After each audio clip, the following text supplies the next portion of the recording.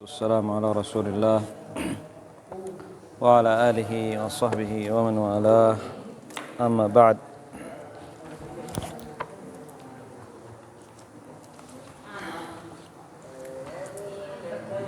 هل أحد يحفظ؟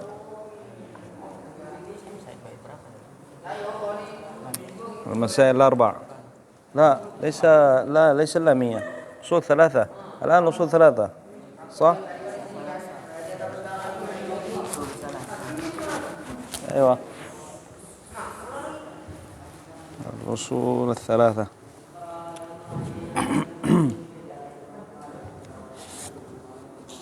اللامية الساعة 10:30 صح؟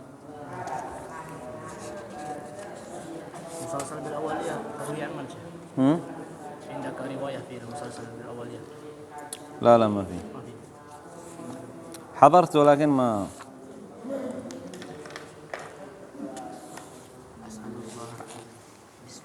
عند الأستاذ عبد الرحمن، عنده موجود أستاذ عبد الرحمن أبو الحجاج. أيوه، في الأولية عند الشيخ عبد الله في ما كسر.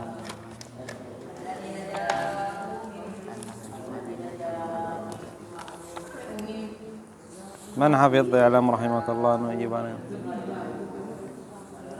أنت تحفظ؟ بسم الله الرحمن الرحيم. أنه اعلم رحمك الله أنه يجب علينا تعلم أربع مسائل. الأولى العلم وهو معرفة الله ومعرفة نبيه ومعرفة دين الإسلام بالأدلة. الثانية العمل به. الثالثة الدعوة إليه. الرابعة الصبر على آدابه. والدليل قوله تعالى: بسم الله الرحمن الرحيم والعصر إن الإنسان لفي خسر إلا الذين آمنوا وعملوا الصالحات وتواصوا بالحق وتواصوا بالصبر. أحسن. وقال البخاري قال الإمام الشافعي. وقال الشافعي رحمه الله تعالى: باب العلم. لا. والشافعي رحمه الله تعالى: لو ما أنزل الله حجة لك وما أنزل الله حجة إلى هذه على خلقه إلى هذه السورة لكفتهم. أحسن. الرحمن الرحيم. اعلم رحمك الله أنه يجب علينا تعلم أربع مسائل. الأولى العلم ومعرفة الله ومعرفة نبيه ومعرفة دين الإسلام بالأدلة. الثانية العمل به. الثالثة الدعوة إليه. الرابعة الصبر على الأذى فيه. والدليل قوله تعالى: والعصر إن الإنسان لفي خسر إلا الذين آمنوا وعملوا الصالحات وتواصوا بالحق وتواصوا بالصبر. أحسنت. اعلم رحمك الله أنه يجب علينا تعلم أربع مسائل. الأولى العلم وهو معرفة الله ومعرفة نبيه ومعرفة دين الإسلام بالأدلة. الثاني العمل به. الثالثة الدعوة إليه. الرابعة الصبر على الأذى فيه. والدليل قوله تعالى: والعصر إن الإنسان لفي خسر إلا الذين آمنوا وعملوا الصالحات وتواصوا بالحق وتواصوا بالصبر. أحسن. طيب.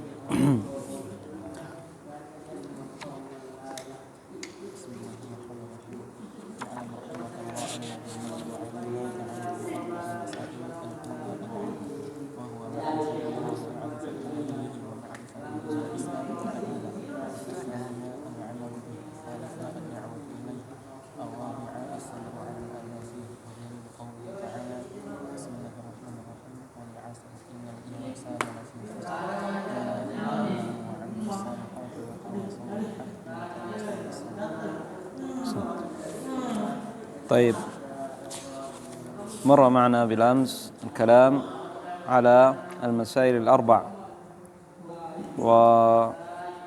ووصلنا إلى الدليل ولم نقرأ لم نعلق عليه. قال المؤلف رحمه الله تعالى: الرابعة الصبر على الأذى فيه. تقدم معنا أنه لا بد من الصبر سواء على طلب العلم أو يعني الدعوة، فلا بد لطالب العلم أن يصبر، أنه يجد فيه مشقة، وكذلك في باب الدعوة سيجد من يؤذيه.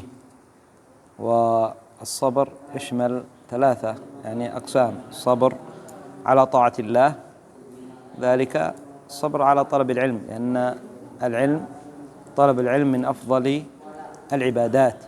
طلب العلم من أفضل العبادات، أي من أفضل نوافل، بل أفضل من نوافل العبادات، أفضل من نوافل العبادات، كما جاء ذلك عن كثير أو عن بعض العلماء. والصبر عن معصية الله هذا القسم الثاني. والقسم الثالث الصبر على أقدار الله والمؤلمة، على أقدار الله المؤلمة، وهذا يعني يكون في الصبر على الدعوة إلى الله، لأنه لابد أن يؤذى الذي يدعو إلى الله عز وجل، فما سلم الأنبياء والرسل من الأذية من باب أولى من هو دونهم. قد رجم وقتل بعض الأنبياء وسبوا وكذبوا وأوذوا. قال الله عز وجل: أم حسبتم أن تتركوا ولما يأتكم مثل الذين خلوا من قبلكم مستهم البأساء والضراء وزلزلوا حتى يقول الرسول والذين آمنوا معه متى نصر الله ألا إن نصر الله قريب. قال: والدليل قوله تعالى: والعصر إن الإنسان لفي خسر إلا الذين آمنوا وعملوا الصالحات وتواصوا بالحق وتواصوا بالصبر. دليل على هذه المسائل الأربع. والدليل أي الدليل على هذه المسائل الأربع، دليل على هذه المسائل الأربع في سورة العصر. سورة العصر قصيرة صغيرة، لكن يعني معناها كبير وفائدتها كثيرة، كما سيأتي قول الإمام الشافعي.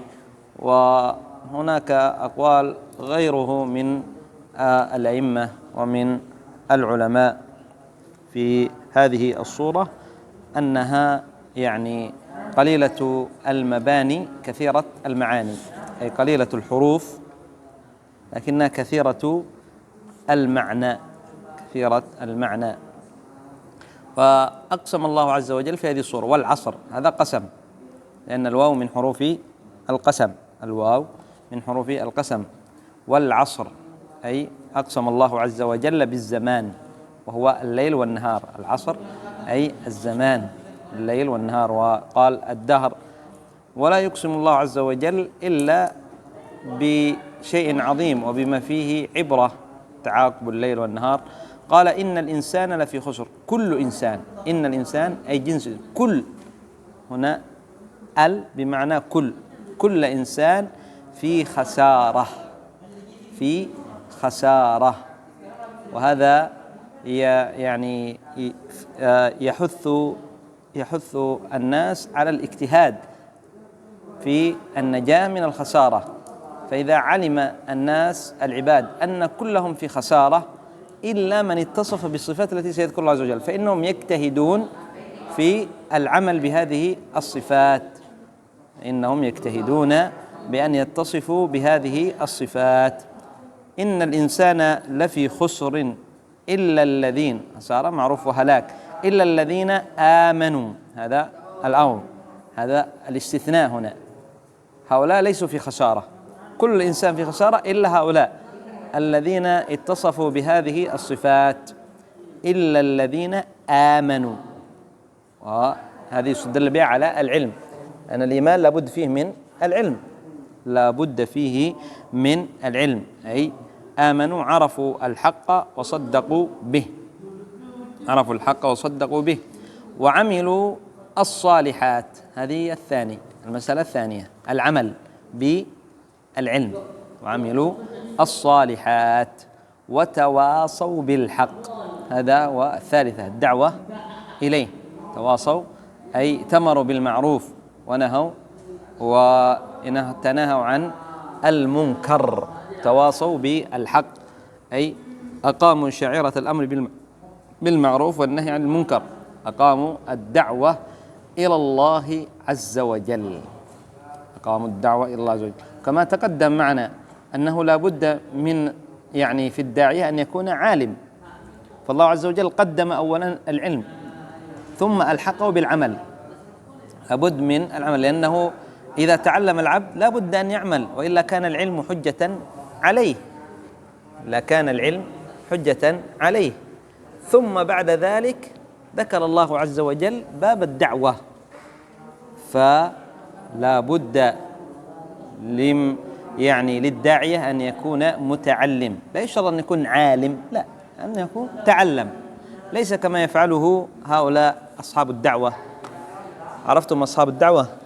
أصحاب التبليغ الذين يطوفون على الناس، ما بعضهم لربما لا يحفظ الفاتحة جيدا، لا يحفظ الفاتحة جيدا، يحفظونهم بعض الأذكار الذي عندهم خاصة بهم، وبعض الأشياء خاصة بهم من إمامهم يقولون، ويقومون ثم يدعون الناس وهم على جهل.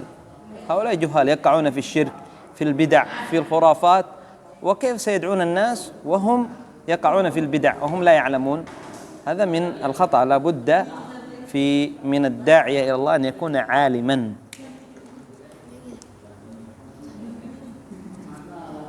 توقيع.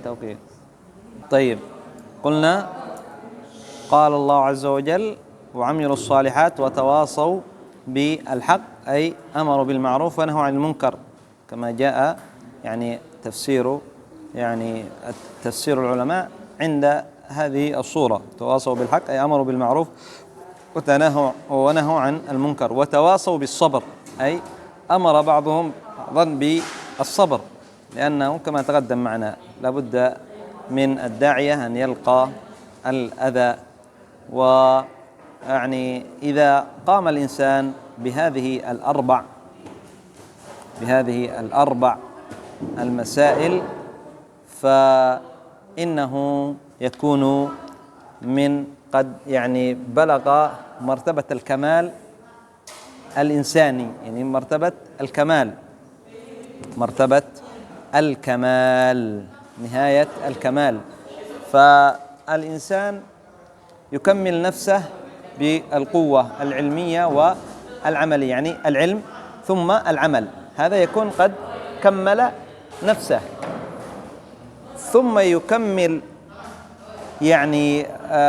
الذي يكمل غيره، لا بد له إذا أكمل الإنسان نفسه علم ثم عمل، واجب عليه أن يكمل غيره، وذلك بالدعوة إلى الله عز وجل وبالصبر على هذا الأمر، على باب الدعوة إلى الله عز وجل. قال الإمام الشافعي رحمه الله تعالى، وقال ابن القيم قبل ذلك، من عمل واتصف بهذه الأربع الصفات، علم ثم عمل ثم دعا ثم وصبر على الأذى، فإن هذا من العلماء الربانيين، إنه من العلماء الربانيين. قال الشافعي رحمه الله تعالى: لو ما أنزل الله حجة على خلقه إلا هذه الصورة لكفتهم. قال الإمام الشافعي. من هو الإمام الشافعي؟ اسمه محمد ابن إدريس، محمد ابن إدريس، هذا الإمام الشافعي المعروف من أئمة المذاهب الأربعة. من هم أئمة المذاهب الأربعة؟ الإمام مالك، أحمد، أبو حنيفة، الشافعي، هؤلاء أصحاب الأئمة الأربعة.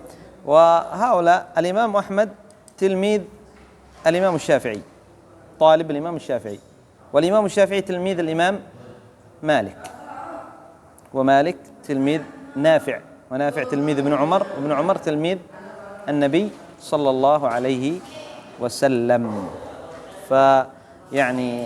هؤلاء هذا الإمام هو تلميذ الإمام مالك. الإمام الشافعي محمد بن إدريس طلب العلم عند الإمام مالك. الإمام مالك قبله، شيخه يعتبر. قال لو ما أنزل الله حجة على خلقه، هذه يعني مقولة مشهورة عن الإمام الشافعي رحمه الله تعالى، أي أن هذه الصورة صورة العصر، لو ما أنزل الله حجة على خلقه إلا هذه الصورة، أي صورة العصر لكفتهم. ما المراد؟ مراد أن هذه الصورة كافية للخلق على حثهم على التمسك بدين الإسلام، على التمسك بدين الإسلام، دين الله عز وجل، ويعني الاستقامة عليه، لأنها اشتملت على أصول الخير: العلم، الأمر بالعلم، والعمل، والدعوة، والصبر. فبين الله عز وجل في هذه الصورة أن كل إنسان في خسارة، وهذا يحث الناس على أنهم يجتهدوا في أن يتصفوا بهذه الصفات إلا الذين آمنوا. هذه الصورة كافية في حث الناس على أن يتمسكوا بدين الإسلام، ليس أنها كافية في جميع الشرائع، في تحليل الحرام، تحريم الحلال، في باب يعني اسمه أحكام الصلاة وأحكام الصيام. لا، هذه لم تذكر فيها أحكام الصلاة، ولم تذكر فيها أحكام الصيام، ولم يذكر فيها أحكام الحج، لكن لكفتهم أي في باب حثهم على التمسك على دين الإسلام. ثم دين الإسلام شرائعه التحليل والتحريم في أدلة أخرى. وقد جاء يعني عن جمع من العلماء يعني عبارات نحو مثل هذه العبارات مقاربة لعبارات المشايخ، جاء ابن القيم وغيره في يعني أنهم يقولون أن هذه الصورة كافية في في حث الناس على التمسك بدين الإسلام. فإذا من يكون رابح وفائز من الخسارة؟ من آمن، أيوة، ويشمل العلم وعمل الصالحات وتواصوا بالحق، يأمروا بالمعروف وتواصوا بالصبر. فمن اتصف بهذه الصفات نجا بإذن الله عز وجل من الخسارة.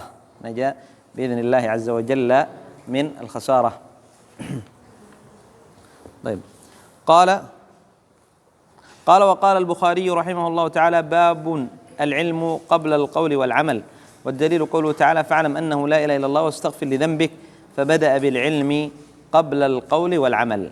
قال الإمام البخاري، معروف الإمام البخاري صاحب صحيح البخاري، أصح كتاب بعد كتاب الله عز وجل بعد القرآن وصحيح البخاري، واسمه محمد بن إسماعيل.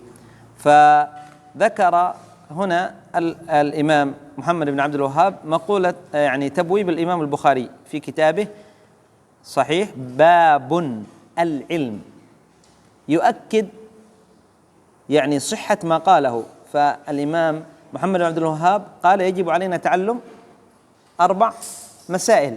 ما هي الأولى؟ العلم، ثم الثانية العمل. إذن لا بد أولا من العلم، لا يكون العمل قبل العلم، ولا تكون الدعوة قبل العلم، لا بد أولا العلم.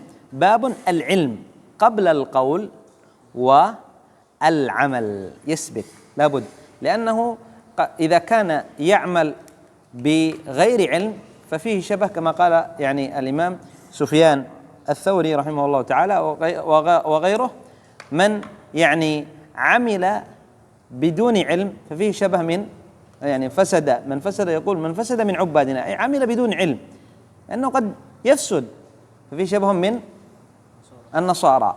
ومن فسد من علمائنا ففيه شبه من اليهود. فالنصارى عبدوا الله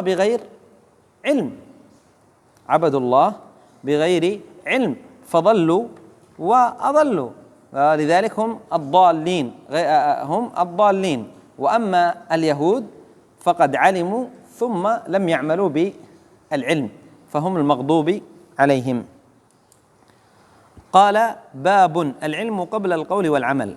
هذا تأكيد على كلام المؤلف أنه لا بد من العلم، فلا يعمل العبد بدون علم، لأنه وما حصلت البدع والأهواء والخرافات إلا بسبب هذا، بسبب أنه يعمل، أن بعضهم يعمل بدون علم فيستحسن أشياء. وليس هناك دين الإسلام يعني كامل، ليس هناك باب للاستحسان في دين الإسلام. الإسلام كامل، يقول الله عز وجل: اليوم أكملت لكم دينكم وأتممت عليكم نعمتي. فلا يعني دين الله ليس فيه استحسان، إذا استحسن شيء يعمل، لا، لابد الدليل، فلا بد إذن من العلم. قال: والدليل قوله تعالى. استدل الإمام البخاري رحمه الله تعالى على أنه واجب أولا العلم ثم العمل بقول الله تعالى: فاعلم أنه لا إله إلا الله واستغفر لذنبك. قال: فبدأ بالعلم قبل قول الله عز وجل، أمر النبي صلى الله عليه وسلم أولا بالعلم، فاعلم، أولا العلم أنه لا إله إلا الله، ثم العمل، الاستغفار من الأعمال، واستغفر لذنبك. إذن قال: فبدأ بالعلم قبل القول والعمل، فلا بد من العلم. هذا يدلنا على أهمية العلم، وأن ذهاب العلم سبب لفساد العباد والبلاد، سبب لفساد العباد والبلاد. ولذلك النبي صلى الله عليه وسلم يقول: إن الله لا يقبض العلم انتزاعا ينتزعه من صدور الناس، ولكن يقبض العلم بقبض العلماء، حتى إذا لم يبق عالما اتخذ الناس رؤوسا جهالا فضلوا وأضلوا، فسئلوا بغير علم فضلوا، فسئلوا فأفتوا بغير علم فضلوا وأضلوا. هذا السبب الآن، يعني كثير من الناس الذين يظهرون ويدعون أنهم يعني من العلماء فيفتون الناس، فلربما أحلوا الحرام وربما حرموا الحلال، وهذا كثير. هؤلاء هم الجهال الذين أخبر النبي صلى الله عليه وسلم تصدروا لفتوى يظهر في أول يومه، أنه في أول أيامه أنه يعني يفسر الأحلام، ثم بعد ذلك يأتي بأنه فقيه يعني بمسائل الفقه، ويصل به الحال كما وصل ببعضهم إلى أنه بعد ذلك ينكر صحيح البخاري. الذين ظهروا من هؤلاء أولا يظهروا أنهم فسروا أحلام، ثم يظهر أنه عالم، ثم بعد ذلك تظهر يعني زندقته ويظهر ضلاله، فيدعي أن صحيح البخاري لا يعني أن ينكر صحيح البخاري، بل ويصل بعضهم والعياذ بالله إلى أن ينكر السنة. طيب، نكتفي بهذا القدر إلى هنا. سبحانك اللهم وبحمدك، أشهد أن لا إله إلا أنت، أستغفرك وأتوب إليك.